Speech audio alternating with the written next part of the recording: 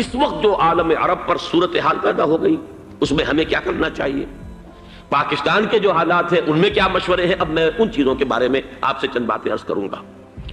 پہلی بات تو یہ ہے کہ مشرق وسطیٰ کے مسئلے میں اس کے پس منظر کو سمجھ لینا چاہیے۔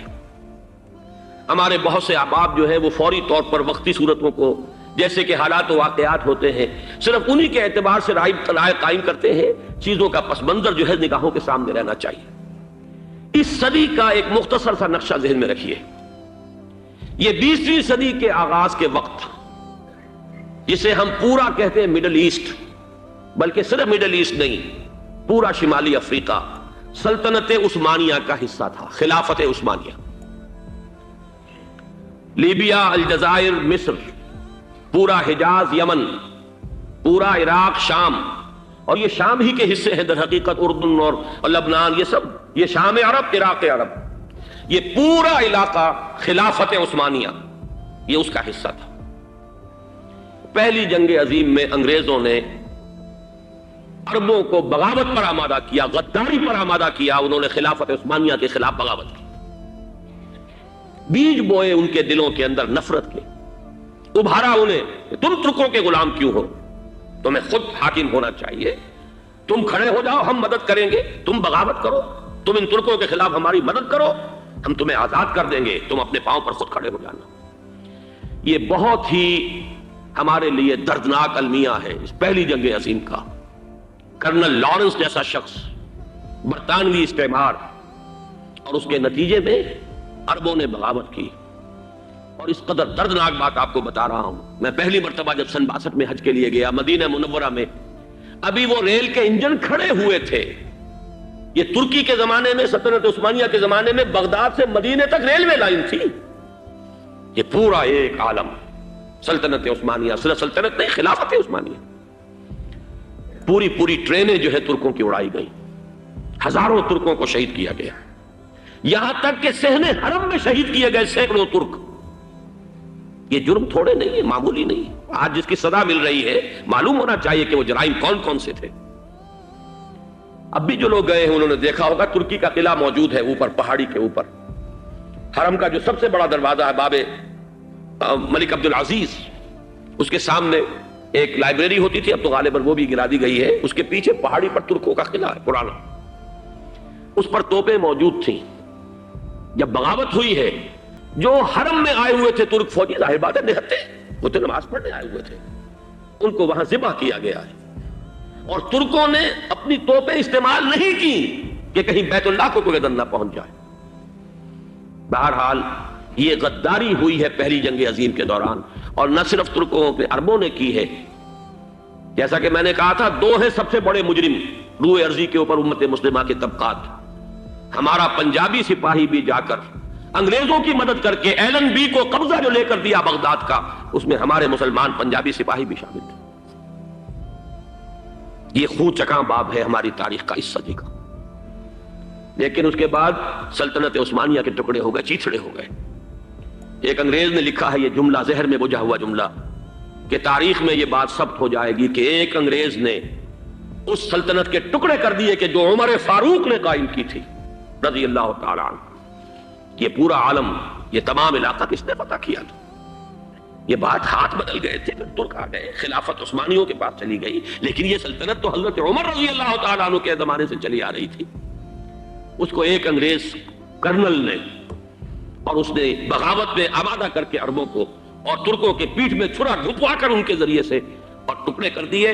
لیکن جب جنگ ختم ہوئی، اب انہوں نے کہا کہ اب ہمیں آزادی دیجیے، تو اب انہیں معلوم ہوا کہ غداروں کو دنیا میں کیا ملتا ہے، ٹکڑے کر دیے گئے۔ یہ حصہ عراق یہ انگریز کے پاس رہے گا، شام کا یہ علاقہ یہ فرانسیسیوں کے پاس رہے گا، مصر پر انگریزوں کا تسلط رہے گا، لیبیا اطالویوں کے پاس رہے گا، لے دے کر یہ جو علاقہ تھا حجاز، کیونکہ وہاں کچھ تھا ہی نہیں، بوادن غیر ذی زرع، یہ عربوں کے پاس چھوڑ دیا گیا۔ اس وقت جو بادشاہ ہیں شاہ حسین اردن کے، ان کے دادا سب سے بڑے غدار وہی تھے، لہذا ان کو اس علاقے کی بادشاہت دے دی گئی۔ اس کے بعد نجد سے ایک تحریک اٹھی ہے، وہ سعودی جو خاندان ہے وہ نجد سے اٹھا۔ نجد میں اس وقت کچھ بھی نہیں تھا، وہ تو صرف ریت کے تودے تھے اور کچھ بھی نہیں، لہذا ادھر کسی استعماری قوت کو دیکھنے کی ضرورت ہی نہیں تھی۔ وہ تو بعد میں تیل برآمد ہوا، اس کی حیثیت ہو گئی، اور یہ امارات کا علاقہ جو ہے اس کی دنیا میں اب گویا کہ یوں سمجھیے کہ جو سب سے زیادہ اہم علاقے ہو سکتے ہیں روئے اردی کے نقشے پر، ان میں سے ایک تو ہو گیا، لیکن یہ اس وقت کی بات میں کر رہا ہوں، کوئی حیثیت نہیں تھی، لہذا اس کو چھوڑ دیا گیا۔ یہ ہے تاریخی پس منظر، یہ لکیریں جو کھینچی گئی ہیں، یہ ایک ملت اسلامیہ کو جو قومیتوں میں تقسیم کیا گیا، پھر نعرے لگوائے گئے المصر للمصریین الشام للشامیین۔ اب شامی ایک علیحدہ قوم ہو چکے ہیں، مصری ایک علیحدہ قوم ہو چکے ہیں، عراقی ایک علیحدہ قوم ہو چکے ہیں۔ یہ ساری تقسیمیں استعمار کی پیدا کرنا ہے، اس کا کوئی تعلق اسلام کے ساتھ نہیں۔ اب ضرورت تو اس بات کی تھی کہ استعمار کے پنجے جب یہاں سے کچھ ہٹے، دوسری جنگ عظیم کے بعد ایک دور آیا، امریکہ ابھرا ہے دنیا کی عالمی سطح پر سیاست میں، اس کے ہاں کچھ آزادی کے تصورات تھے، اس نے بھی سپورٹ کیا۔ برطانیہ کمزور ہو چکا تھا، وہ اتنے بڑے علاقے کو اب ہولڈ نہیں کر سکتا تھا۔ ہندوستان بھی آزاد ہوا، پھر یہ کہ اور دوسرے علاقوں سے بھی اس کو پسپائی اختیار کرنی پڑی۔ استعمار کے پنجے جس طرح بھی ہوئے، ان کے سینوں سے، عربوں کے سینوں سے جو ہے گویا کہ وہ ہٹے، لیکن امریکہ نے ایک اپنی بہت بڑی حکمت عملی جو اختیار کی، عالم عرب کے سینے میں اسرائیل کا خنجر پیوست کر دیا، تاکہ یہ کبھی آزاد نہ ہو جائیں، ہمارے انگوٹھے تلے رہے، ہماری پالیسی گمن کرے۔ یہ استعمار کا دوسری جنگ عظیم کے بعد، جہاں برطانوی استعمار، فرانسیسی استعمار رفتہ رفتہ یہ ہٹنے شروع ہوئے، صدر ناصر نے انگریزوں کو اٹھا کر پھینکا میڈیٹرینین میں اور دوسرے جگہوں سے، الجزائر نے آزادی حاصل کی فرانس سے، اطالویوں سے جو ہے لیبیا والوں نے آزادی حاصل کی، یہ ہو گیا، لیکن ایک خنجر پیوست کر دیا گیا اسرائیل کا سینہ عرب۔ اس صورتحال میں ظاہر بات ہے کہ ایک تو بڑی آئیڈیل پوزیشن تھی کہ پورا عالم اسلام متحد ہو، لیکن وہ تو بہت دور کا خواب معلوم ہوتا ہے۔ علامہ اقبال سے بڑا کوئی نقیب نہیں ہے ملت اسلامی کی وحدت کا، ایک ہو مسلم حرم کی پاسبانی کے لیے نیل کے ساحل سے لے کر تابخا کے کاشغر، لیکن انہیں بھی اپنے لیکچرز میں کہنا پڑا کہ اس وقت جو صورتحال ہے، پورے عالم اسلام کی ایک وحدت بن جانا تو تقریباً ناممکن نظر آ رہا ہے۔ اگر کسی طرح ایک common wealth of Muslim nations وجود میں آ جائے تو بھی بڑی کامیابی ہوگی، لیکن اس سے بھی پہلے یہ تو زیادہ آسان تھا کہ عالم عرب ایک وحدت کی شکل اختیار کر لے۔ یہ تو ایک قوم ہے، اکثر و بیشتر ایک نسل یا زیادہ دو نسلیں کہتی تھے، شمالی افریقہ میں بربر نسل بھی ہے، باقی تو سب عرب ہے۔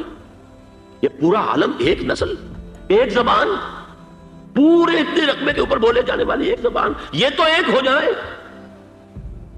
افسوس یہ ہے کہ اس کا ایک ہو جانا، ایک شخصیت ابھری تھی جو مذہبی مزاج کی شخصیت تھی، جو دینی مزاج کی حامل شخصیت تھی، اگر اس کی قیادت میں عالم عرب متحد ہو جاتا تو واقعتاً ایک بہت بڑا جو ہے مرحلہ وہ طے ہو جاتا پوری عالمی ملت اسلامیہ کی ایک وحدت اختیار کرنے کا۔ وہ شخصیت تھی شاہ فیصل شہید کی، اور اس لفظ کے ساتھ ہی آپ کے ذہن میں آ گیا ہوگا کیوں انہیں شہید کر دیا گیا، کس نے کیا کرایا، کہاں سے تعلیم حاصل کر کے آیا تھا وہ جس نے شہید کیا شاہ فیصل شہید کو، اس کی گردن پر کون سوار تھی، وہ یہودی لڑکی کے جس کے فوٹو بھی شائع ہوئے، ایک گردن پر اٹھائے کھڑا ہوا شہزادہ اپنی ایک یہودی دوست کو، لڑکی کو، اور وہی ہے کہ جس نے جا کر پستول سے شہید کیا ہے۔ جہاں میں اچھی طرح جان لیجئے، جیسے بارہا میں نے عرض کیا ہے کہ حضرت عمر کو شہید کرنے والا کہنے کو ابو لولو فیروز تھا، لیکن اس کے پیچھے پورا ایرانی نسل پرستی کا جو پورا پس منظر ہے، اسے تو ہر شخص جس کی ذرا بھی نگاہ جو ہے، جو صرف منظر کو نہ دیکھ رہی ہو، پس منظر کو بھی دیکھنے والی ہو، وہ تو جان دے گی کہ ابو لولو فیروز ایک فرد کا نام نہیں تھا، وہ ایران کا انتقام تھا عالم عرب سے۔ بالکل اسی طریقے سے یہ امریکی استعمار کا ہتھ کنڈا تھا، اسے محسوس ہوا۔ شاہ فیصل مذہبی مزاج کا شخص، یہ ابھر رہا ہے، اور یہ شاہ فیصل کی حکمت عملی کا ذرا آپ اندازہ کیجئے۔ لاہور میں سمٹ کانفرنس ہوئی، اس میں وہ آئے، سب سے ٹاورنگ پرسنالٹی پورے اس وقت عالم اسلام کے اندر شاہ فیصل کی تھی، اور وہ گویا کہ ایک بہت ہی جس کو کہا جائے کہ ایک بہت ایلڈرلی، ایک بزرگانہ ایک شخصیت جو ہے، اور انہوں نے اپنے دولت کے دروازے، عرب میں وہ مشہور تھے کہ نہایت خسیس اور بخیل انسان ہے، اس لیے کہ وہاں وہ خرچ کرتے تھے حساب کتاب کے ساتھ، لیکن ان کے خزانے کھلے ہوئے تھے عالم اسلام کے لیے، ادھر بھی مدد ہے، ادھر بھی مدد ہے، ادھر بھی کام ہو رہا ہے، ادھر بھی کام ہو رہا ہے۔ پھر انہوں نے تیل کا ہتھیار استعمال کر کے ایک دفعہ امریکہ کو دن میں تارے دکھا دیے تھے، لہذا ان کا ہٹایا جانا سین سے یہ امریکی استعمار کے لیے لازم تھا۔ اب لے دے کر رہ گئے کون؟ سیکولر مزاج کے لوگ۔ پہلی اٹیمپٹ جمال عبد الناصر نے کی، ناکام ہو گیا۔ قذافی صاحب نے کوشش کی کہ وہ ان کی جانشینی حاصل کر لے، ناکام ہو گیا۔ اب ایک تیسری شخصیت صدام حسین کی، ملحد ہے، اسلام سے کوئی سروکار نہیں، باس کا فلسفہ، سیکولرزم پلس عرب نیشنلزم، یہ اصول ہے۔ لیکن یہ ہے کہ یہ شخصیت ابو بکر ایسی آئی ہے کہ اس سے اس وقت یہ جان لیجئے، میں امریکہ میں بھی عربوں سے مل کر آیا ہوں، سعودی عرب میں بھی اب میں وہ دیکھ آیا ہوں، نوجوان نسل جو ہے عربوں کی، پورا جو دوسرے عرب ممالک ہیں جہاں پر کہ مذہب کا اتنا چرچا ہی نہیں ہے، پورا فلسطینی عرب، جارڈن کے عرب، شامی عرب عوام، وہ سب کے سب صدام کے پیچھے ہیں اس وقت، اس لیے کہ انہیں نظر آ رہا ہے کہ ایک شخص پھر ایسا پیدا ہو کر سامنے آ گیا ہے جو شاید عالم عرب کو پھر یونائٹ کر دے۔ اور یہ ہے اصل وہ شے کہ جو امریکہ کے لیے کسی صورت میں قابل قبول نہیں۔ دولت کے یہ ذخائر، خلیج کی یہ دولت، سیال سونا اور اس کے ذخیرے، اور یہ کسی طریقے سے یہ امریکہ کے زیر اثر نہ رہے، یہ ہے وہ شے جو اسے برداشت نہیں ہے۔ وہ کوئی اربوں کی محبت میں نہیں آیا 2.5 لاکھ فوج لے کر، وہ کوئی شاہی عرب جو خاندان ہے سعودی، اس سے اس کی کوئی دلچسپی نہیں ہے، کوئی پتہ نہیں کہ وہ خود ان کو ہٹا دے اور وہاں پر کوئی جمہوری ڈھانچہ جو ہے وہاں پہ کھڑا کروا دے خود امریکہ۔ اس لیے کہ سعودی عرب میں دیکھ آیا ہوں، حالات اگرچہ ظاہر بات ہے کہ زیادہ گہرائی میں تو وہاں جانے کا موقع ہی نہیں ہوتا، بہت ہی مستبد حکومت ہے، لیکن صاف نظر آ رہا ہے کہ اس وقت دونوں طبقے نوجوانوں کے جو ہے وہ شاہی خاندان کے شدید خلاف ہو چکے ہیں۔ جو وہاں پر جدید مثقف طبقہ ہے، جدید تعلیم یافتہ، جو باہر پڑھ کر آیا ہے امریکہ میں اور کہیں اور وہ کثیر تعداد میں، اب وہ صاف سوال کر رہے ہیں کہ یہ بلینز اور بلینز آف ڈالرز کے جو ہمارا خرچہ آتا تھا، ہمارے ہتھیاروں کے آرڈر جاتے تھے، وہ کہاں گئے؟ کل 65,000 فوج، اور عرب کے پاس، سعودی عرب کے پاس اتنے ٹینک بھی نہیں ہیں جتنے کہ یمن جیسے غریب ملک کے پاس ہے، تو ہمارا روپیہ یہ گیا کہاں؟ یہ ایک سوال ہے جو ہر شخص کے ذہن کے سامنے ہے۔ اب ہمیں اپنے معاملات کو خود سنبھالنا ہوگا۔ اسی طریقے سے جو مذہبی طبقہ ہے، اور وہاں ہے بڑی تعداد میں مذہبی طبقہ نوجوان جن میں بڑا جذبہ ہے، اور ان کا وہ جوش جہاد انہیں جہاد افغانستان تک لے کر آیا، سینکڑوں عرب نوجوان یہاں جو ہے شہید ہوئے۔ اپنے ملک میں تو انہیں بولنے کی بھی کوئی امکان نہیں ہے، لیکن یہاں وہ جذبہ جو اندر پروان چڑھ رہا ہے، وہ جذبہ انہیں لایا ہے، اور افغانستان کی سنگلاخ وادیوں کے اندر انہوں نے جام شہادت نوش کیا ہے۔ وہ طبقہ بھی شدید مخالف ہو چکا ہے کہ انہوں نے امریکیوں کو بلا کر، ان میں یہودی بھی ہیں، عیسائی تو ہے ہی ہے، یہودی ہیں، یہودی عورتیں ہیں، جو کچھ اب وہاں بے حیائی اور بے پردگی کے مناظر نظر آ رہے ہیں۔ یہ سرزمین عرب، میں نے امریکہ میں تقریر سنی ہے، اسنا کے جو فائنل ان کا ایک سیشن تھا، اسلامک سوسائٹی آف نارتھ امریکہ، جس میں میں مدعو کیا گیا تھا، اور اسی لیے میں نے یہ سفر کیا تھا۔ ایک نوجوان نے جو تقریر وہاں پر کی ہے، واقعہ یہ ہے کہ میں حیران رہ گیا اس کی جرأت کا۔ اس نے کہا کہ حضور نے فرمایا تھا کہ جزیرہ نما عرب میں 2 دین جمع نہیں ہو سکتے، اور آج شاہی خاندان کی صرف اپنی حکومت کو بچانے کے لیے امریکیوں کو اتنی بڑی تعداد میں بلا لیا گیا ہے، جن میں موبائل چرچ بھی ہیں، موبائل سینیگوگز ہیں، یہودی مرد اور عورتیں جو ہے دندناتے پھر رہے ہیں آج عرب کی سرزمین پر۔ لہذا جو مذہبی طبقہ ہے وہ اس پر شدید رد عمل جو ہے اس کے اندر پایا جاتا ہے۔ یہ حالات ہیں جو میں آپ کے سامنے چاہتا تھا کہ رکھ دوں۔ یہ وہ شامت اعمال ہے۔ ایک طرف یہ کہ وہ شخصیت جو ہے صدام حسین کی، وہ کوئی پسندیدہ شخصیت نہیں، لیکن یہ کہ اس شخصیت کو تقویت دینے والے بھی تو یہی لوگ تھے۔ انہیں خطرہ تھا ایران کے انقلاب سے کہ کہیں اسی قسم کا کوئی انقلاب ہمارے ہاں نہ آ جائے، لہذا انقلاب ایران کو ایکسپورٹ نہ ہونے دے، اس لیے انہوں نے اسی صدام حسین کو بلینز اور بلینز آف ڈالرز کی مدد دی۔ آج وہی ہے، عربی کی تو ایک کہاوت بھی ہے، سمن کلبک، یا کو لوگ اپنے کتے کو کھلا پلا کے موٹا کرو، کسی روز تمہیں کو کاٹے گا۔ آج وہ تو انہیں کاٹ رہا، لیکن یہ کہ اس کا جو علاج تجویز ہوا ہے وہ انتہائی خوفناک ہے۔ 2.5 لاکھ امریکی، وہ استعمار کے پنجے جو بمشکل عالم عرب کے سینے سے جو گڑے ہوئے تھے اس استعمار نے، مشکل ہٹے تھے کہ ایک دم اب وہاں پر خبریں آ رہی ہیں، فرانسیسی بھی آ رہے ہیں، برطانوی بھی آ رہے ہیں، کہاں سے فوجیں آ رہی ہیں، اور وہاں پر 2.5 لاکھ تو صرف امریکن آرمی کا، اس میں تقریباً 1.5 لاکھ تو پہنچ چکی، اور جو بھی ہوگا وہاں پر جیسا کہ میں نے عرض کیا ہے اس قدر خوفناک سین ہے۔ میں نے بہت سے حضرات واقف ہوں گے، کئی مرتبہ میں نے حوالہ دیا ہے مولانا سید حامد میاں رحمہ اللہ کا۔ انہوں نے ایک دفعہ مجھے بتایا تھا کہ احادیث میں جو قرب قیامت کے حالات و واقعات کی پیشن گوئیاں ہیں، ان میں یہ ہے کہ وہ جو آخری جنگ ہونی ہے جو کہ دجال کے خلاف ہوگی مسلمانوں کی، اور جس میں کہ حضرت مسیح علیہ السلام کا نزول ہوگا جس کے سلسلے میں، اس سے پہلے ایک جنگ ہوگی بہت خوفناک، بہت خوفناک۔ اور عجیب الفاظ ان کے یہ تھے کہ اس میں ایک طرف مسلمان اور عیسائی اور یہودی تینوں ہوں گے۔ یہ بات سمجھ میں نہیں آتی تھی کہ مسلمان اور یہودی ایک جگہ کیسے جمع ہو سکتے ہیں۔ آج وہ نقشہ نظر آ گیا ہے۔ آج اسرائیل، امریکہ، سعودی عرب اب یہ ایک ہے، بلکہ چلتے آئیے مصر، اسرائیل، سعودی عرب اور جو بھی ان کے حواری ہیں وہ سب ایک صف میں کھڑے، اور ان کے اوپر سیادت کس کی ہے؟ امریکہ کی۔ وہ نقشہ آ گیا ہے۔ اور اس جنگ کے سلسلے میں مولانا حامد میاں رحمہ اللہ نے مجھے بتایا تھا کہ حدیث میں الفاظ آئے ہیں، اتنے لوگ ہلاک ہوں گے، اتنے لوگ ہلاک ہوں گے، اتنے لوگ ہلاک ہوں گے کہ ایک پرندہ سینکڑوں میل تک اڑتا ہوا چلا جائے گا اور اسے سوائے لاشوں کے اور کچھ نظر نہیں آئے۔ یہ نقشہ خاکم بدہن تلا ہوا ہے، کھڑا ہوا ہے۔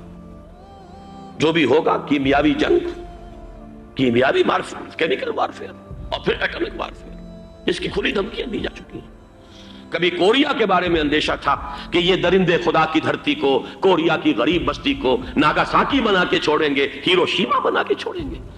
آج وہ صورتحال جو ہے عالم عرب پر، heart of the Arab land, اس پر یہ صورتحال بالکل تلی کھڑی ہے۔ اس میں ہمیں کیا کرنا چاہیے؟ میں نے یہ چاہا کہ پورا پس منظر آپ کے سامنے ہو، صرف وقتی سا کوئی ایک نعرہ، وقتی سی کوئی ایک خبر، اس کے حوالے سے ایک جذبات کا معاملہ، پورا ایک پس منظر سامنے رکھیے۔ اب وہ آپ کو شاید میری باتیں جو ہیں وہ سمجھ میں آ جائیں۔ نمبر ایک، ہمیں کسی صورت اس جنگ میں امریکہ کے گھڑے کی مچھلی نہیں بننا چاہیے۔ امریکہ اسلام کے تحفظ کے لیے نہیں آیا، امریکہ حرمین کی حفاظت کے لیے نہیں آیا، امریکہ اپنے مفادات، عالمی مفادات کے تحفظ کے لیے آیا، اور زیادہ سے زیادہ آپ کہہ سکتے ہیں کہ وہ سعودی شاہی خاندان کی حفاظت کے لیے آیا۔ اور بڑا عمدہ مضمون چھپا تھا پچھلے، بلکہ ابھی تک تو وہ تازہ ہی ہے جب تک نیا نہیں آتا، ندا میں، جس کا عنوان تھا اربوں کا چھرا اور اربوں کا گدا۔ سارے پیسے بھی انہیں سے لے رہے ہیں۔ $12 بلین کا ایک چیک لے کر گیا جیمز بیکر۔ اندازہ تو کیجیے دنیا کہاں سے کہاں پہنچ گئی۔ میں حیرت ہوں کہ دنیا کیا سے کیا ہو جائے گی۔ 2 ماہ قبل اس کا تصور نہیں ہو سکتا تھا۔ اتنی بڑی قوت امریکہ کی، تباہ کن قوت، اور جمع ہو جائے گی عرب کے اندر۔ لیکن یہ کہ وہ کاسٹ بھی اربوں ہی کی ہوگی، انہی کا چھرا، انہی کا گلا۔ ہمیں کرنا یہ چاہیے، اللہ تعالی ہماری حکومت کو، ہمارے سیاستدانوں کو، ہمارے ذمہ دار لوگوں کو ہدایت دے، وہ امریکہ کے گھڑے کی مچھلی نہ بنے۔ اس کے تحفظ کے لیے یا شاہی خاندان کی حفاظت کے لیے بہت کچھ انہوں نے عیش کر لیے، کافی عیش کر لیے۔ باقی یہ کہ اب جو کچھ ہونا ہے وہ ہونا ہے۔ حرمین شریفین کو تو خود عرب کے لوگ کہتے ہیں کہ کوئی خطرہ نہیں ہے۔ سارا جھگڑا تو وہ تیل کی دولت کا ہے۔ وہ تیل کی دولت جو ہے وہ شمال مشرقی کونے کے اندر ہے۔ بلکہ یہ کہ جو رد عمل پیدا ہوا عالم اسلام میں اور سعودی عرب میں، خود اس کے مذہبی نوجوانوں میں امریکی فوجوں کی آمد کے خلاف اس کا جواب دیا گیا رابطہ عالم اسلامی کی طرف سے کہ یہ جو بھی جنگ کا محاذ ہے، جو فوجیں ہیں، یہ حرمین سے تو 1500 کلومیٹر دور ہے، تو حرمین کو تو کوئی خطرہ نہیں۔ خطرہ ہے امریکہ کے عالمی مفادات کو۔ آج آپ کو معلوم ہے دنیا 2 طبقوں میں بٹی ہوئی ہے، دی رچ اینڈ دی پور۔ یہ جو اقوام ہیں، جو 6-7 قومیں شمار ہوتی ہیں دنیا کی دولت مند قومیں، ان کے لیے خطرہ ہے کہ یہ اگر ہم ان کا جو سب سے بڑا ذریعہ ہے اس کا صنعت کا، یہ تیل، اگر اس کو کچھ ہو گیا تو ان کی سب کی اکانومی جو ہے وہ ایک دم دھڑام سے زمین پر آ جائے گی، وہ بھی برابر ہو کر رہ جائیں گے دنیا کے دوسرے ملکوں کے۔ یہ اس کی حفاظت کے لیے آئے۔ ہمارے نوجوان کو آج میں سوچتا ہوں کاش کہ ہمیں معلوم ہو، ہمیں وہ تاریخ دہرانی نہیں چاہیے کہ ہم نے پہلی جنگ عظیم میں انگریزوں کے استعمار کے پنجے گڑوانے کے لیے اپنی جانیں دیں۔ پنجاب کا نوجوان، پنجاب کا مسلمان سپاہی بھی جا کر ایلن بی کو قبضہ دلوانے کے اندر اور بغداد پر قبضہ کرانے میں اس کے تعاون کیا، اس کی مدد کی۔ کیا آج بھی وہی تاریخ اپنے آپ کو دہرائے گی؟ آج ہمارا فوجی جائے گا وہاں پر امریکہ کے تحفظ کے لیے، اس کے مفادات کے تحفظ کے لیے۔ پہلی بات یہ کہ یہ ہرگز نہیں ہونا چاہیے۔ ہونا کیا چاہیے؟ پہلی کوشش یہ ہو کہ یہ بین الاسلامی معاملہ بنے، مسلمان امت آئے، امریکی فوجی جائیں، فرانسیسی جائیں، برطانوی جائیں۔ ہاں اس صورت میں کہتا ہوں پاکستان کا ایک ایک بچہ وہاں جائے اور اپنی جان قربان کر دے، اس لیے کہ یہ قرآن کا حکم ہے۔ بَإِن طَائِفَتَانِ مِنَ الْمُؤْمِنِينَ اقْتَتَلُوا فَأَصْلِحُوا بَيْنَهُمَا فَإِن بَغَتْ إِحْدَاهُمَا عَلَى الْأُخْرَى فَقَاتِلُوا الَّتِي تَبْغِي حَتَّى تَفِيءَ إِلَى أَمْرِ اللَّهِ فَإِن فَاءَتْ فَأَصْلِحُوا بَيْنَهُمَا بِالْعَدْلِ وَأَقْسِطُوا إِنَّ اللَّهَ يُحِبُّ الْمُقْسِطِينَ۔ امت مسلمہ کو حکم دیا گیا ہے اگر مسلمانوں کے 2 گروہ لڑ پڑے تو تم صلح کراؤ، اور اگر ایک فریق زیادتی پر تلا رہے، اڑا رہے، تو اب سب مل کر اس سے جنگ کرو یہاں تک کہ اسے اللہ کے حکم کے آگے جھکا دو۔ پھر اگر وہ اللہ کا حکم مان لے، صلح پر آ جائے، تو پھر عدل و قسط کے ساتھ ان کے درمیان صلح کرا دو۔ یہ ہمیں حکم ہے، مسلمانوں کا حکم ہے۔ لیکن یہ کہ یہ امریکی آ رہے ہیں اور امریکی استعمار اور امریکی مفادات، اور اس کے لیے جو ہے پاکستان کا مسلمان سپاہی بھی جائے، میرے نزدیک کی کسی صورت میں صحیح نہیں۔ مطالبہ بھی ہو رہا ہے، آج ہی غالباً ایک انٹرویو آیا ہے، شاہ حسین کے بھائی جو ہیں حسن بن طلال، انہوں نے بھی یہی کہا ہے کہ اس کو مسلمانوں کو آپس میں اس معاملے کو طے کرنا چاہیے، اس قضیے کو، امریکی فوجوں کو یہاں سے فوراً واپس جانا چاہیے۔ اور یہی بات میں یقیناً تائید کروں گا، تحسین کروں گا، یہی موقف ایران کا ہے۔ ایران عراق کے خلاف جو یو این او کے سینکشنز ہیں، کہتا ہے ہم اس کی پابندی کریں گے، لیکن امریکہ کو یہاں سے نکلنا چاہیے۔ یہ مسلمانوں کا اپنا معاملہ ہے، وہ آپس میں طے کریں۔ پاکستان کو بھی یہی موقف اختیار کرنا چاہیے پوری قوت کے ساتھ۔ اس میں کوئی بھی اگر کمزوری ہو رہی ہے تو در حقیقت یہ گویا کہ ہم امریکی استعمار کے ہاتھ میں اس کا آلہ کار بن کر، کھلونا بن کر استعمال ہو رہے ہیں، جو کہ ہمیں کسی صورت میں نہیں کرنا چاہیے۔ اگر یہ بھی ناکافی ہو تو دوسرا ایک اور مسئلے کا حل موجود ہے، اس سے براڈر سطح پر، کہ غیر جانبدار ممالک اگر کوئی ہے، ان کو بھی اس قضیے کے اندر شامل کیا جائے۔ ایک تحریک تھی کسی زمانے میں، کافی بڑی تھی، لیکن یہ کہ وہ بھی اگر اس کے اندر شامل ہو جائیں۔ لیکن امریکہ، رشیا، یہ تو ظاہر بات ہے سپر پاورز ہیں، ان کے مفادات ہیں، عالمی اور گلوبل مفادات ہیں، لہذا اول تو یہ ہونا چاہیے کہ بین الاسلامی معاملہ بنا کر، اس صورت میں جیسا کہ میں نے عرض کیا، ہماری پوری فوج بھی جائے اللہ پر توکل کر کے، پاکستان کا محافظ اللہ ہوگا، اگر اللہ کے ایک حکم کے اوپر عمل کرتے ہوئے مسلمان یہاں سے جائیں اور جا کر وہاں پر جو ہے اپنی جانیں دینے کو تیار ہو جائیں۔ لیکن اگر یہ اس میں بھی کافی نہ ہو تو جو بھی غیر جانبدار ممالک ہیں ان کو بھی اس معاملے کے اندر شریک کیا جا سکتا ہے۔ بدرجہ آخر اگر پاکستانی فوج جائے، وہ صرف حرمین شریفین کے گرد و نواح میں ان کو ڈپلوائے کیا جانا چاہیے۔ اگر خدا نہ خواستہ وہاں پر کوئی آنچ آنے کی شکل پیدا ہو جائے تو اس کی، اے ارض پاک تیری حرمت پہ کٹ مرے ہم، اس کے لیے مسلمانوں کو تیار رہنا چاہیے۔ اس لیے کہ بہرحال جہاں تک ارض پاک کی حرمت کا تعلق ہے وہ ہمارے ایمان کا جز ہے۔ باقی برطانوی مفادات، امریکی مفادات، صنعتی ممالک کے مفادات، یا کسی شاہی خاندان کے مفادات، یہ شاہی خاندان یہ تو گرتی ہوئی دیواریں ہیں، جانا ہے آج نہیں تو کل، لیکن یہ کہ اصل معاملہ ہے امت کا، اصل معاملہ ہے امت مسلمہ کا، اصل معاملہ ہے حرمین شریفین کا، لہذا ان دونوں چیزوں کو لازماً گڈمڈ نہ کریں۔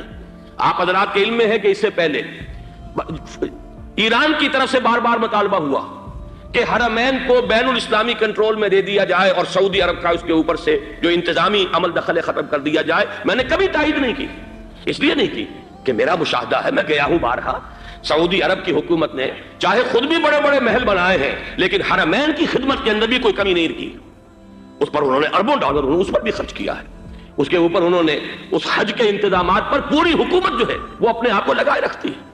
لہذا اس اعتبار سے کوئی کمی کی بات نہیں وہاں پر آئی کہ جس کے لیے ضرورت ہو کہ ان کا عمل دخل وہاں سے ختم کیا جائے، لیکن یہ صورتحال اب جو پیدا ہو گئی ہے یہ بالکل مختلف ہے، اسے اس کے کانٹیکسٹ کے اندر دیکھا جانا چاہیے، اور اسی کے حوالے سے میں نے چند رائے آپ کے سامنے رکھی۔ اب آئیے پاکستان کی طرف، جو ہمارا اصل مسئلہ ہے، اس کے تو ہم سب سے بڑے ذمہ دار ہیں، اس کی بھلائی ہے تو، برائی ہے تو، اس میں خیر آتا ہے تو وہ بھی ہماری کوشش اس کے لیے ضروری ہے، اور کوئی شر پیدا ہوتا ہے تو اس کی ذمہ داری بھی ہم پر آئے گی۔ اس کے ضمن میں چند باتیں عرض کر رہا ہوں۔ شدید ترین خطرہ ہے، جیسا کہ میں عرض کر چکا ہوں، کہ بھارت حملہ کرے گا۔ مجھے تو تقریباً یہ رائٹنگ آن دی وال کے مانند ایک فیصلہ نظر آ رہا ہے، بلکہ آج میں کسی سے کہہ رہا تھا کہ اگر اب نہیں تو پھر کبھی بھارت حملہ نہیں کر سکتا۔ اس کے لیے سچویشن بالکل رائٹ ہے۔ 2 مرتبہ ایکسرسائز کر چکا ہے وہ، خاص ٹارگٹ بنا کر حیدرآباد کو، اور اس کے پیش نظر ہے سندھ میں جو بھی خلفشار ہے اسے اس کے علم میں ہے، جو بھی تصادم ہے۔ اب بھی اگرچہ اس وقت کی جو ہماری اندرونی سیاست ہے یہ اس کا کرشمہ سامنے آیا ہے کہ جی ایم سید صاحب کو ایگزونریٹ کیا جا رہا ہے، ان کو اب محب وطن کا خطاب دوبارہ دیا جا رہا ہے۔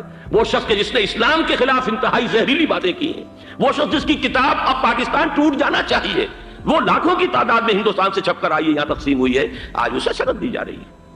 یہ ہے ہماری اندرونی سیاست کے کرشمے، میں اس پر تفصیل سے نہیں جانا چاہتا، لیکن اس شخص کی دیکھیے، وہ جو علامہ اقبال کا شعر ہے کہ بت کرے میں برہمن کی پختہ زناری بھی دیکھ، دیکھ کعبے میں شکست رشتہ تسبیح شیخ اور بت قدے میں برہمن کی پختہ زناری بھی دیکھ کہ نظر یہ آ رہا ہے کہ اس نے رہا ہوتے پہلا بیان یہ دیا ہے کہ ہماری پہلی ترجیح یہ ہے کہ پاکستان ٹوٹ جائے اور ہندوستان کے ساتھ ہم ایک انڈیپینڈنٹ سٹیٹ کی حیثیت سے کنفیڈریشن قائم کریں، سندھو دیش confederation with India independent of Pakistan.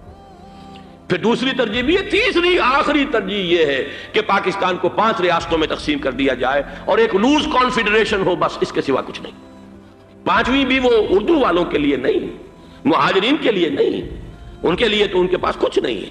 5ویں بھی پنجاب میں سے کاٹ کر سرائیکی صوبہ بنایا جائے اور سندھ میں تو بہرحال اردو بولنے والوں کو سندھی بن کر رہنا ہوگا۔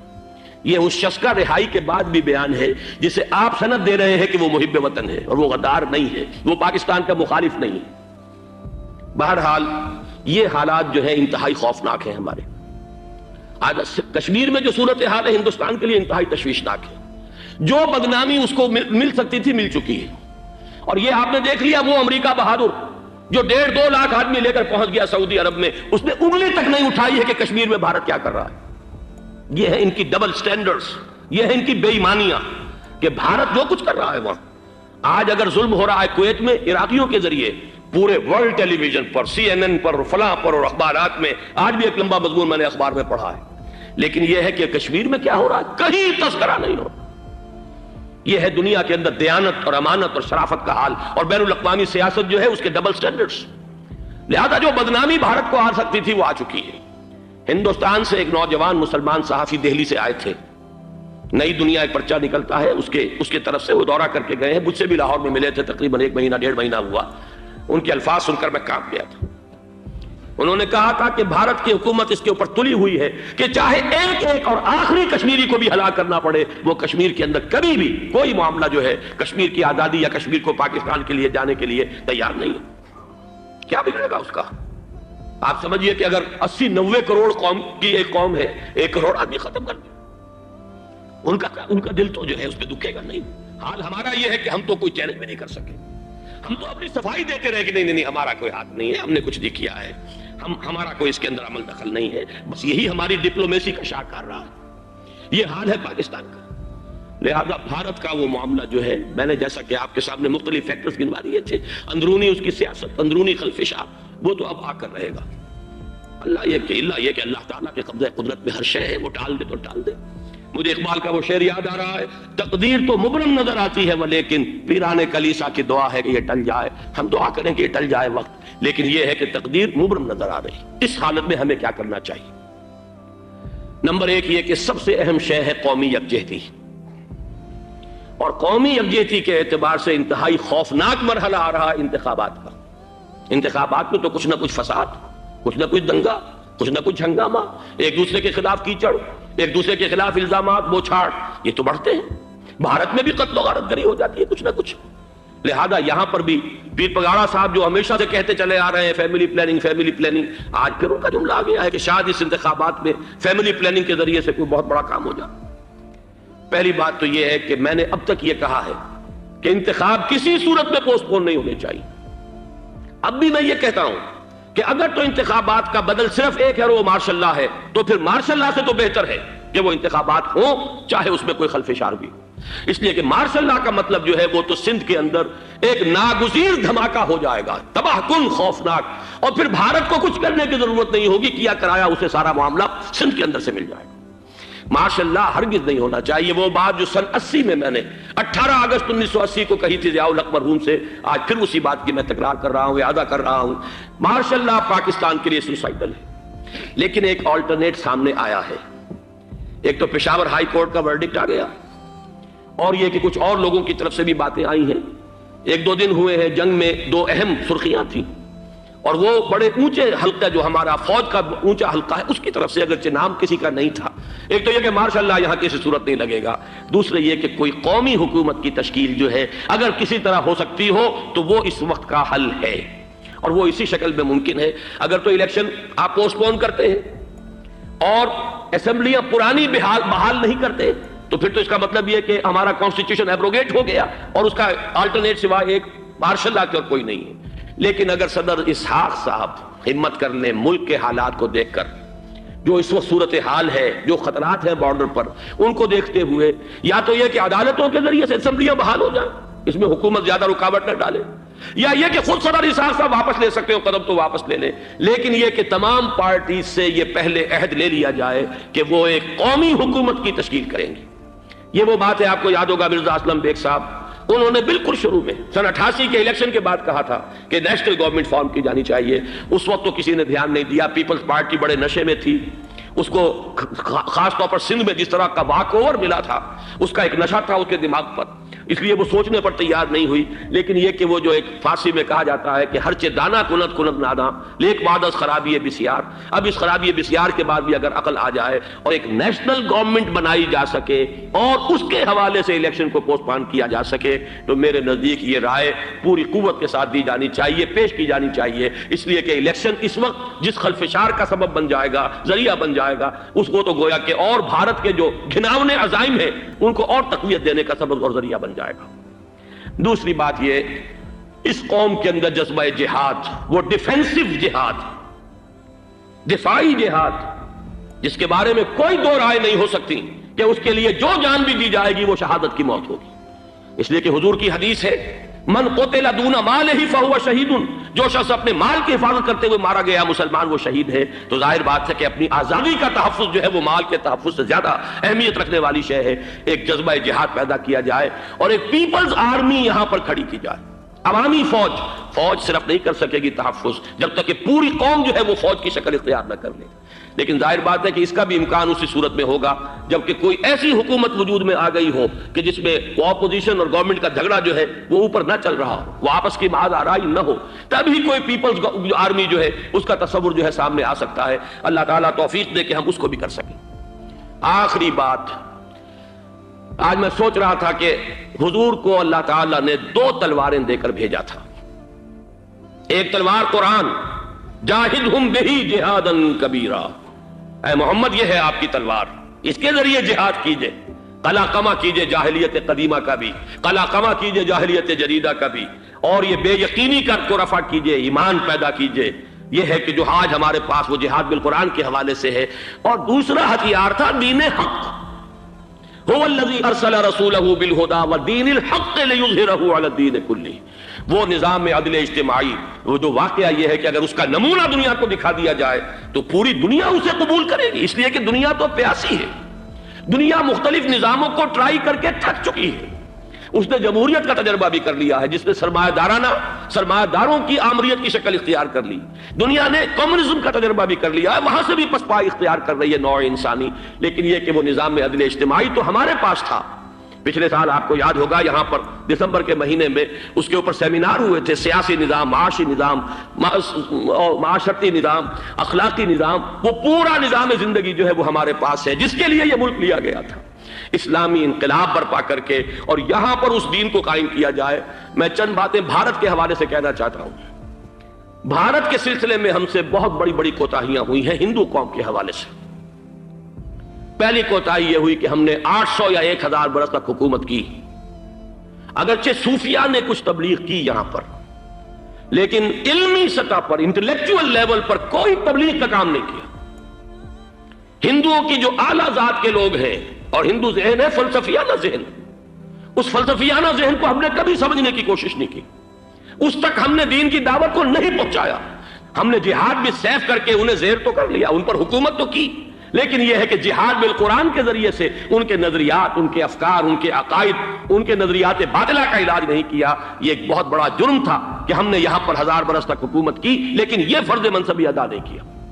اس ضمن میں آپ سے عرض کروں کہ پچھلے سال جب میں گیا تھا انڈیا، مولانا علی میاں سے مدظ اللہ العالی میری ملاقات ہوئی، میں نے انہیں ایک مشورہ دیا، وہ چونک گئے، انہوں نے مشورہ پسند بھی کیا، یہ مجھے نہیں معلوم کہ اس پر عمل کیا یا نہیں۔ میں نے ان سے عرض کیا کہ آپ ندوۃ العلماء میں سنسکرت کی تعلیم لازم کر دیں تاکہ یہاں کا عالم دین جو نکلے وہ ہندو جو مذہب کی کتابیں ہیں ٹاپ کی امہات کتب ان کو بھی سمجھ سکتا ہو۔ جب تک آپ ہندو ذہن کو نہیں سمجھیں گے اسلام اس کے سامنے پیش نہیں کر سکتے۔ لہذا ایک کام تو ہمیں یہ کرنا ہے، اور میں نے شاید آپ میں سے جو حضرات بھی میثاق پڑھتے ہیں ان کے تو علم میں یہ بات ہوگی کہ میں نے شاہ ولی اللہ دہلوی رحمۃ اللہ علیہ کا ایک قول جو ہے نقل کیا ہے، ہندوستان ہی کے ایک رسالے میں وہ ان کا قول جو ہے اس کو کوٹ کیا گیا تھا، وہاں سے میں نے نقل کیا کہ انہوں نے فرمایا کہ ایک وقت آئے گا کہ ہندو قوم کے اعلیٰ ذات کی اکثریت اسلام قبول کر لے گی. اللہ کرے کہ وہ کام ہو. وہ بھی ہوگا تو جہاد بالقرآن کے ذریعے سے ہوگا. دوسری دو کوتاہیاں کیا ہوئی؟ دیکھیے میں اس کی مثال دے رہا ہوں. ہم نے اب تک اسلام کے لیے جو نعرہ بازی کی ہے اس کا نتیجہ یہ نکلا، ہندو کو ہم نے بیدار کر دیا، چوکنا کر دیا، منظم کر دیا، اپنے خلاف کھڑا کر دیا، اور ہم نے کچھ کیا نہیں. اس کی ایک سادہ مثال دے رہا ہوں. چپ راس چپ، چپ راس چپ، خاکسار تحریک دہل گیا تھا پورا ہندوستان. واقعہ یہ کہ دہل گیا تھا. وہ تحریک تو اس کے بعد ختم ہوئی، اب آثار قدیمہ میں کہیں رکھی ہوئی ہے. لیکن ہندو نے اس وقت سے RSS شروع کی، ہندو کو جگہ دیا. RSS جوابی تحریک تھی خاکسار تحریک کے مقابلے میں، اور وہ 60 برس ہو گئے مسلسل کام کر رہے ہیں. وہ تحریک موجود ہے اور اب وہ بہت بڑی فارمیڈیبل فورس بن چکی ہے ہندوستان کے اندر. اسی طرح دوسری بات عرض کر رہا ہوں، ہمارے ہاں اسلام کا نعرہ، اسلامی نظام، اسلامائزیشن، حکومت، قانون، یہ پہلے تو لگا کرتا تھا اپوزیشن کے پلیٹ فارم سے. 11 برس جو تھے ہمارے مرحوم ضیاء الحق صاحب کے، وہ ایوان حکومت سے یہ نعرہ لگا. نتیجہ یہ نکلا ہندوستان میں رام راشٹر کی تحریک کھڑی ہو گئی جوابی رد عمل کے طور پر. ہم نے تو کچھ کیا بھی نہیں سوائے کچھ کاسمیٹک تبدیلیاں، کچھ اوپر کی تبدیلیاں، کچھ رنگ و روغن، کچھ عید میلاد النبی زیادہ شوق سے اور زیادہ شان سے بنانی شروع کر دی، کچھ اور ہم نے اس طرح کے جو ہے وہ تقریبات کا آغاز کر لیا. باقی وہ اسلام کا نظام، وہ نظام تو ہم نے قائم نہیں کیا. میں نے جو حضرات واقف ہیں مجھ سے، انہیں یاد ہوگا یہ کہ میں سن 80 میں پہلی مرتبہ بھارت گیا تھا پاکستان بننے کے بعد. سن 47 نومبر میں نے کراس کیا تھا from East Punjab to West Punjab. Pakistan آیا خون اور خاک آگ کے دریا عبور کر کے. 33 برس کے بعد میں گیا تھا واپس ہندوستان پہلی مرتبہ سن 80 میں. واپس آ کے جو میں نے تقریر کی تھی اس کے چند چیزیں یاد ہوں گی بہت سے حضرات کو. میں نے کہا تھا میں نے 2 چیزیں بڑی اچھی دیکھی ہندوستان میں، جس سے ہندوستان میں مسلمانوں اور اسلام کے مستقبل کے بارے میں جو بہت زیادہ اندیشے اور خطرے تھے وہ دور ہو گئے. ایک یہ کہ ہندوستان میں بھی کوئی ایک نیشنلزم پیدا نہیں ہو سکا، بلکہ ریجنلزم ہے، علاقائیت ہے، لوگوں کے ذہن کے اندر علاقائیت ہے. اگر ایک مرکزی نیشنلزم پیدا ہو جائے تو بھارت بہت بڑی طاقت بن جائے گا، پورے علاقے کے لیے بہت بڑا خطرہ بن جائے گا. دوسری بات میں نے یہ عرض کی تھی کہ اللہ کا شکر ہے کہ ہندو مذہب کا کوئی ریوائول وہاں نہیں ہوا. بائی اینڈ لارج انڈین ہندو جو ہے وہ سیکولر ذہن کا ہے، مذہب کا احیاء وہاں نہیں ہوا. یہ سن 19 کی بات میں کہہ رہا ہوں، اس لیے کہ مذہب کا اگر احیاء وہاں ہو جائے تو مسلمان کے لیے بڑے خطرے کی بات ہو جائے گی. لیکن آج میں آپ سے عرض کر رہا ہوں 1990 میں 10 برس کے بعد یہ جو 11 برس تک ہمارے ہاں اسلام کی رٹ لگی ہے، نتیجتاً اب وہاں ملیٹنٹ ہندو ریوائولزم ایک بہت بڑی قوت بن کر آ چکا ہے. ہم نے کچھ کیا بھی نہیں، نعرے لگائے. اور وہاں بی جے پی اب اگلے الیکشن کے اندر وہ یقین رکھتی ہے کہ اس کی حکومت ہوگی. اس وقت بھی بی پی سنگھ کی حکومت جو ہے اسی کے بل پر کھڑی ہے. میری ملاقات ریاض میں ایک ہوئی ہے مراد آباد کے نوجوان سے، اور گفتگو کے آخر میں وہ رو پڑا کہ ہم ہندوستانی مسلمان کیا کریں، ہم تو ایک ایسی صورتحال سے دوچار ہو گئے ہیں کہ کوئی صورت ہمیں نظر نہیں آ رہی بچاؤ کی. 30 اکتوبر کی ڈیٹ دی ہوئی ہے وی ایچ پی نے، وشوا ہندو پریشد جو ہے وی ایچ پی، اس کے دے رکھی ہے کہ ہم نے ہر صورت کچھ بھی ہو جائے. اور ایسے ایسے طریقے ان کے ہیں. وہ پہلے اینٹیں انہوں نے روانہ کرنی شروع کی تھی، اس کے بعد اب یہ ہے کہ ایک ایک گاؤں سے ایک ایک آدمی آئے گا، 30 لاکھ گاؤں سے ایک ایک آدمی چل کر آئے گا. اور وہ جب پہنچیں گے تو کوئی ان کے اوپر چونکہ ایک ایک آدمی چل کر آ رہا ہوگا، کوئی دفعہ 144 حکومت کی نہیں لگ سکے گی. اور ہم جب اتنے لوگ جمع ہو جائیں گے لا محالہ ہم نے وہ مندر جو ہے تعمیر کرنا ہے اور وہ مسجد گرا دینی ہے. اور ادھر مسلمان جو ہے آخری طور پر طے کیے ہوئے ہیں کہ چاہے ہم سب کٹ مرے لیکن ہم یہ مسجد گرنے نہیں دیں گے. خدا نہ خواستہ یہ صورتحال اگر بالفعل ہو جاتی کنفنٹریشن، اس وقت تو پھر بھی جو حکومت یو پی کی ہے وہ کچھ نہ کچھ مسلمانوں کا ساتھ دے رہی ہے. لیکن یہ کہ بے بس ہوتے کوئی دیر نہیں لگے گی. اگر لاکھوں لوگ جمع ہو جائیں اس شہر کے اندر، ایودھیا کے اندر، تو ظاہر بات ہے ہر حکومت گھٹنے ٹیکنے پر مجبور ہو جاتی ہے. 50,000 اہل تشیع نے ضیاء الحق صاحب کے گھٹنے ٹکوا دیے تھے، داغ رگڑوا دی تھی، اور وہ جو آرڈیننس تھا زکوٰۃ آرڈیننس، اس میں ترمیم کروا دی تھی. کیا ہوگا؟ نہایت خوفناک صورتحال ہے. لیکن اگر ہم یہاں اسلام صرف نام نہ ہو عملاً قائم کر کے دکھا دیں، مجھے یقین ہے کہ خود ہندو اسے قبول کرے گا. یہ تو نعمت ہے، یہ راحت ہے، یہ نظام عدل ہے، یہ تو بہترین حل ہے ہمارے تمام مسائل کا. لیکن یہ کہ اگر ہم نے وہ کام نہ کیا، وہ اسلامی انقلاب کی طرف پیش قدمی نہ کی، وجاہدہم بہ جہادا کبیرہ کے ذریعے سے ایمان، اور ایمان کے ساتھ اس کا لازمی نتیجہ وہ ایک جد و جہد، انقلابی جد و جہد، اور اس کے نتیجے میں پاکستان میں اسلامی انقلاب لا کر اسلام کے نظام عدل اجتماعی کو قائم کرنا، یہ ہے دوسرا کرنے کا اصل کام، اور یہ ہے در حقیقت کہ جو ہمارے تمام مسائل کا حل ہے۔